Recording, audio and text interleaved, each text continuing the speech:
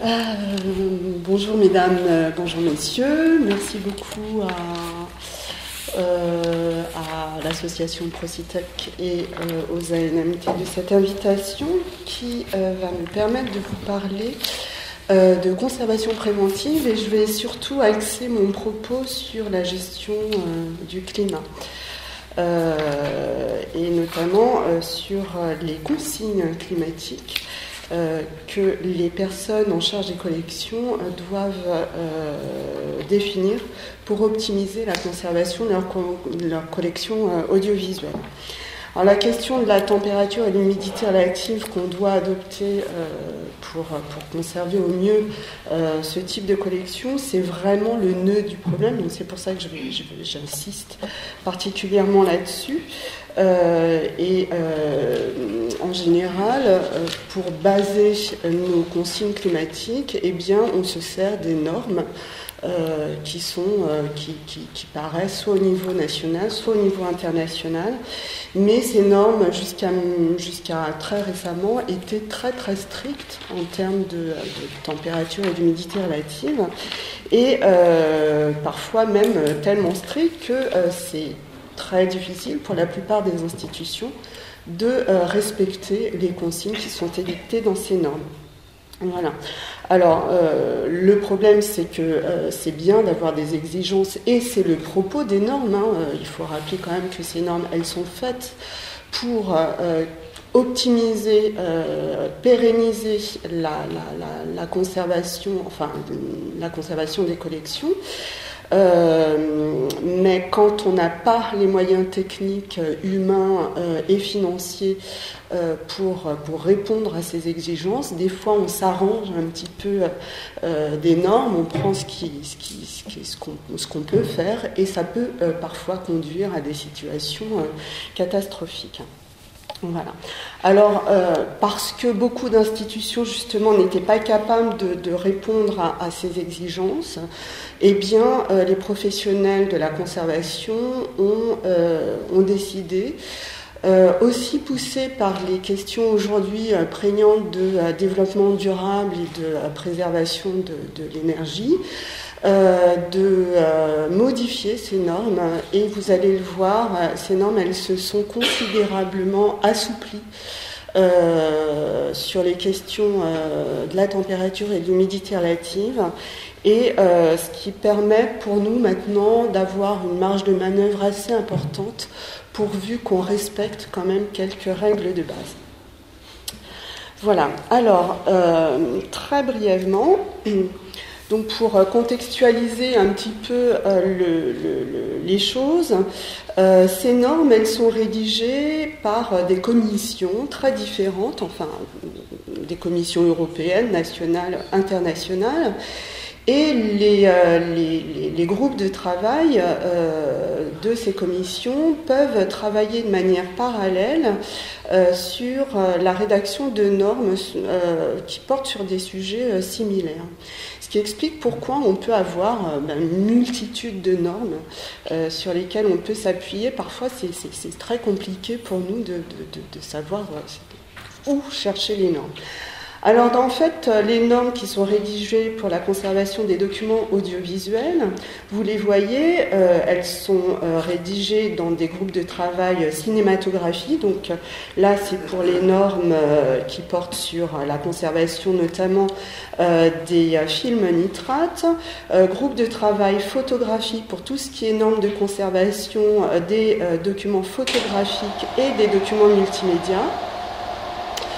Et puis il y a le TC46, alors je ne sais pas si vous voyez bien là, donc ici là, qui lui rédige des normes de conservation pour les bibliothèques et les archives.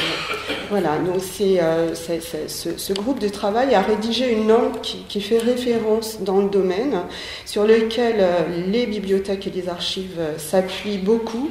C'est la norme ISO 11799, donc exigence pour le stockage des documents d'archives et de bibliothèques. Alors, que disent de cette norme? Alors, cette norme 11799, il faut savoir qu'elle reprend beaucoup des exigences qui sont édictées dans les autres normes plus spécifiques. Alors, qu'indiquaient les normes jusqu'à très récemment? Donc, on va prendre la 11799 sur les conditions de conservation. Donc, en annexe B, on avait un tableau très détaillé en plusieurs pages qui donnait des conditions très strictes de température et d'humidité relative à adopter en fonction de la nature des collections. Alors, vous ne voyez pas grand-chose, je suppose, dans ce tableau, mais j'ai repris quelques exemples du tableau, et notamment pour les nitrates de cellulose, les acétates ou les bandes magnétiques polyester, on voit très très rapidement que ce qu'on demande, c'est des températures très basses. Des températures très basses qui doivent être accompagnées d'une humidité relative très basse. Et ça, c'est un vrai challenge. C'est extrêmement compliqué d'avoir à la fois une température faible et une humidité relative faible. Alors, pourquoi est-ce que c'est compliqué? C'est compliqué aussi parce que la température et l'humidité relative sont liées par les lois physiques, et ces lois disent que dans une salle de conservation qui est fermée, eh bien, si par exemple vous avez les conditions qui sont les suivantes, 19 degrés et demi et 54%, si vous souhaitez optimiser les conditions de conservation et baisser la température ambiante, eh bien, immanquablement l'humidité relative va augmenter. Voilà. Température et humidité relative sont liées de manière inverse. Donc, à chaque fois que vous baissez l'humidité relative, eh bien, de toute façon, la température, l'humidité relative va augmenter en conséquence. Et donc, du coup, plus vous êtes bas en température, plus vous êtes obligé de déshumidifier de manière importante.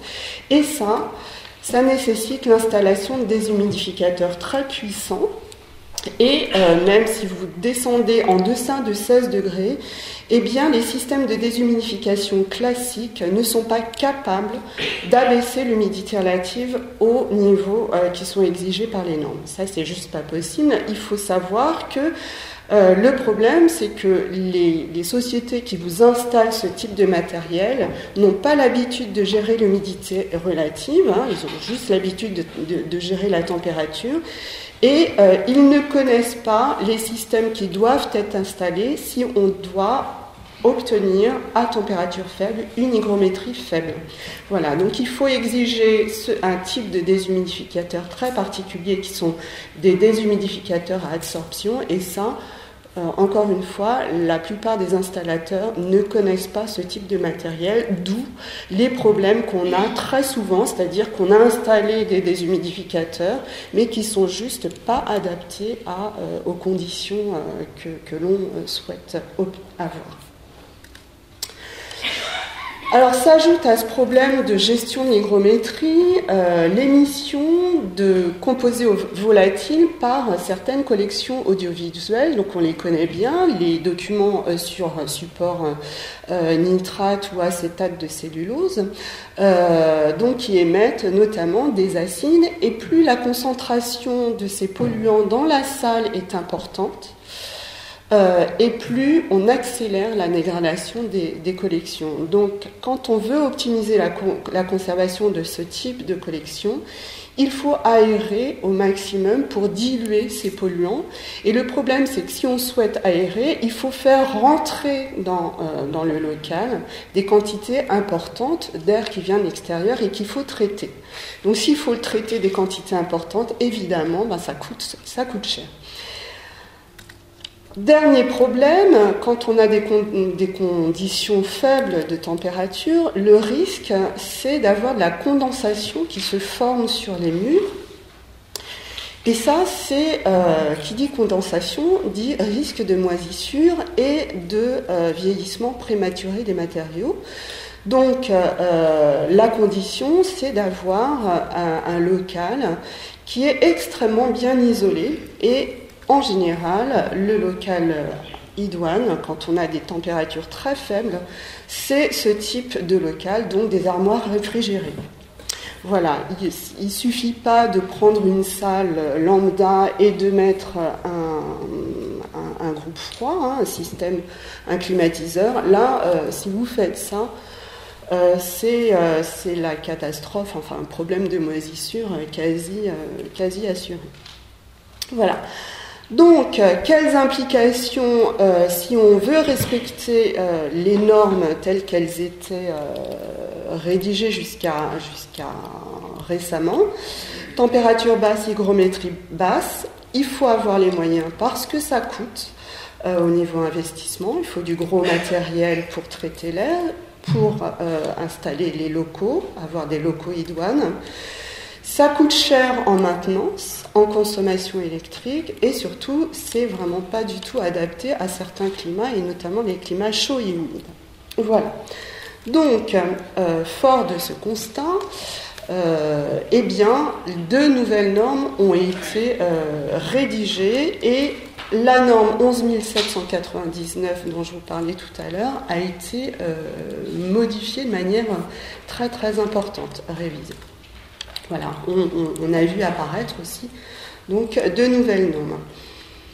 Alors, que disent ces nouvelles normes ? Vous allez le voir, la première chose, ces normes disent qu'il faut prendre en compte l'environnement global des collections. Donc, c'est terminer les conditions strictes de température et d'humidité relatives universelles, quelle que soit la situation et quel que soit l'endroit où on se trouve.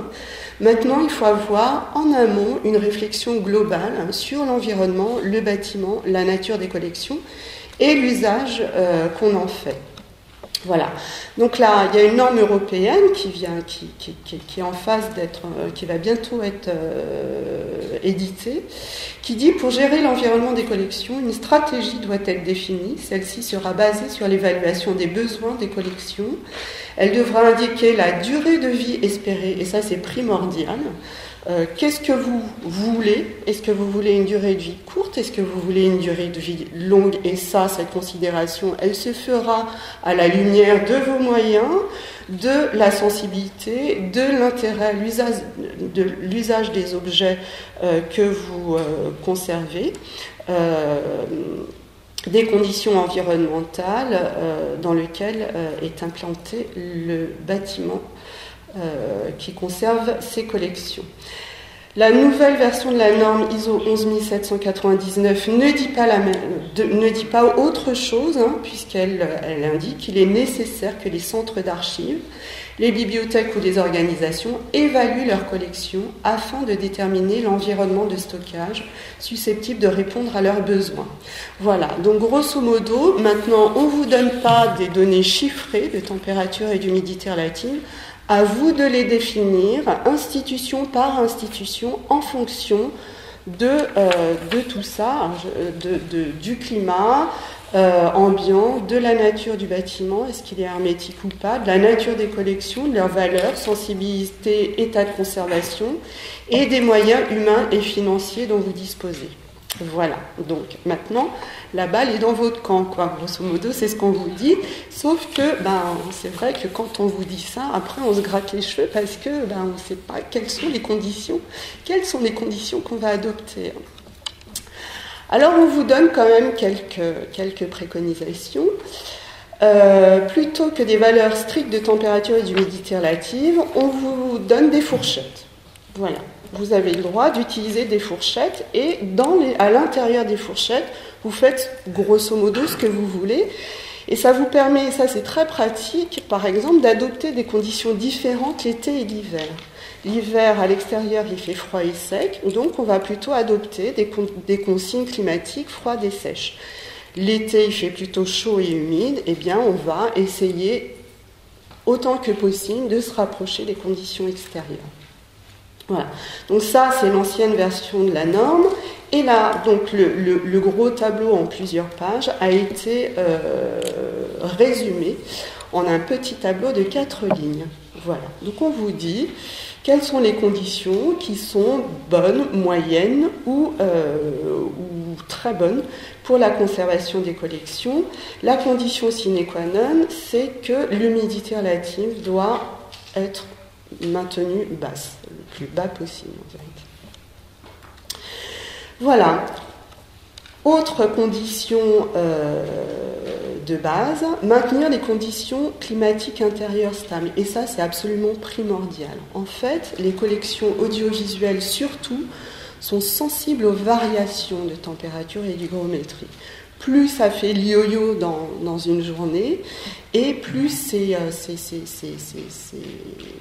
délétère pour les collections, puisque notamment les documents audiovisuels sont des documents composites, sont des objets composites qui sont constitués de différentes strates de matériaux différents et qui vont réagir différemment aux variations de température et d'hygrométrie.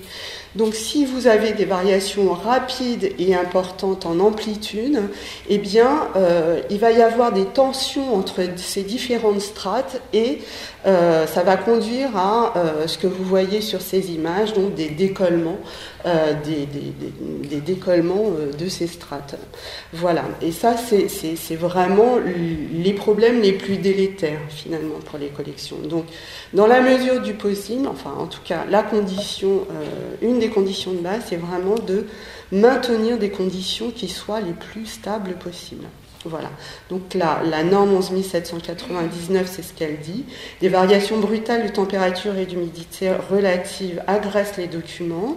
Il est donc recommandé de les éviter. Le but doit être d'obtenir une température et une humidité relative aussi stables que possible. Alors, pour maintenir des conditions stables, il faut d'abord travailler sur le bâtiment. Voilà, donc ça, de toute façon, toutes les normes bâtiments, construction de bâtiments actuels le disent, y compris locaux d'habitation et bâtiments tertiaires. Il faut travailler sur des bâtiments passifs.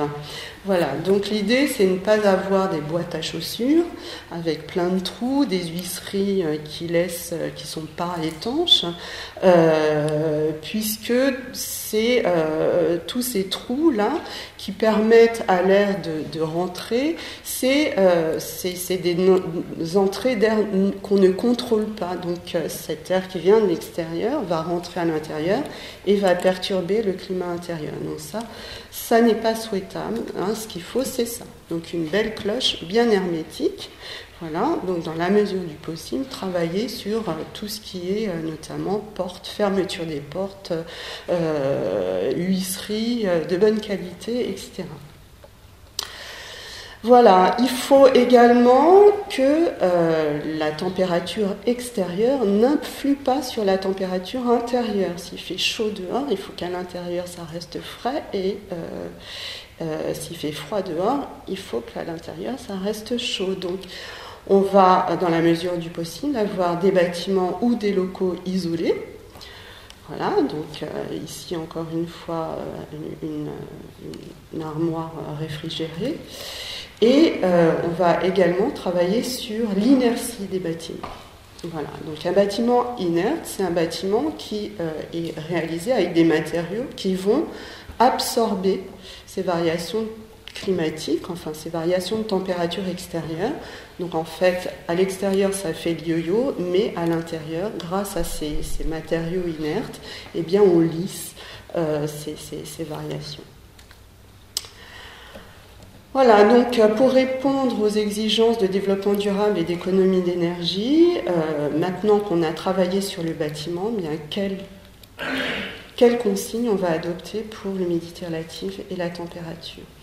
Donc les conditions minimum, c'est maintenir un climat stable, donc là on l'a vu, éviter la courbe bleue pour avoir, dans la mesure du possible, la courbe rouge en température. Maintenir une humidité relative inférieure à 50%. Voilà. Et si pour diverses raisons il n'est pas possible d'adopter à la fois des conditions froides et fraîches, parce que vous n'avez juste pas le matériel et pas les moyens de le faire, eh bien à ce moment-là, il faut absolument privilégier l'humidité relative faible plutôt qu'une température faible. Ça c'est très important. il vaut mieux, en fait, si on reprend cette courbe, il vaut mieux, plutôt que d'avoir une température faible ici à 6 degrés par exemple, qui va entraîner une élévation de l'humidité relative, il vaut mieux à ce moment-là mettre un petit peu de chauffage, augmenter un petit peu la température pour permettre une diminution de l'humidité relative. L'humidité relative doit primer absolument sur la température. Voilà, et puis une fois qu'on a ces règles de base, eh bien, on va définir les conditions aussi en fonction de la nature des collections qu'on doit conserver. Donc, pour les collections peu sensibles, photographie noir et blanc sur support vert, papier, polyester, disque optique, bande magnétique sur support polyester, disque, gramophone, shellac ou vinyle, et bien là, on peut adopter des conditions assez souples, assez tempérées finalement, les mêmes que celles qu'on observe notamment pour les documents papier, archives classiques. Voilà, on peut... oui, on peut adopter des conditions différentes l'été et l'hiver, et on peut avoir un taux d'air neuf faible. Pour les collections sensibles, non dégradées, non émissives, les voici, et bien là, on peut diminuer un petit peu la température, et puis lorsqu'elles émettent des polluants, comme celle-ci, donc nitrate ou acétate de cellulose, support PVC, et bien là, on va être obligé de faire entrer un petit peu plus d'air neuf, donc ça va coûter un peu plus cher. Par contre, pour les documents sensibles et dégradés, là, une solution pas chère, c'est la congélation. Voilà, donc on suppose qu'il n'y en a pas trop, donc c'est tout à fait possible de les congeler, mais pour congeler, il faut s'y prendre, il y a des précautions à adopter pour éviter que quand on sort les documents, on ait des espèces de blocs soudés. Voilà, donc pour éviter ce genre de choses, eh bien, il faut ensacher d'abord les collections. Donc on va les mettre dans des sachets à zip, sachets alimentaires à zip. Dans un premier sachet, on chasse l'air et après ce sachet-là, on le met dans un deuxième sachet dans lequel on a mis des papiers un peu épais ou des cartons qui ont été préalablement séchés soit au four, soit au fer à repasser, tout simplement. Voilà, après on ferme et on met ça au congélateur. Ça marche aussi pour une conservation au réfrigérateur. Donc c'est ce qu'il faut faire. Alors on peut voilà, le Tupperware